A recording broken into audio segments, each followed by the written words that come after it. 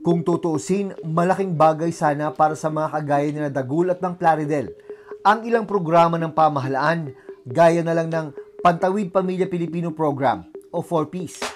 Pero ang problema, hindi raw sila benepisyaryo nito. Minsan ang pinuna ng Commission on Audit na mahigit 60% ng mga tumatanggap ng 4Ps mula taong 2020 hanggang 2022 ay hindi nakalista sa tinatawag na Listahan 2 o ang official database ng DSWD, kung saan makikita ang listahan ng mga pinakamahihirap na pamilya sa bansa na dapat pinakaunang makatanggap ng tulong mula sa gobyerno.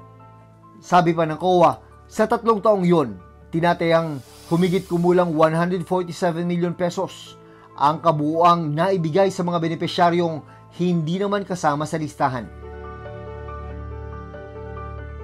Sinasabi nila na na-evaluate, pero kahit may ganung evaluation, hindi pa rin talaga 100% no na ano yan no na sila dapat yung makikinabang. Yung mga unintended consequence din siya ulit. Nagiging daluyan siya ng corruption. Kailangan talaga ng mas performance oriented din na approach no ng pagtingin sa kanilang pagiging 4Ps na beneficiary.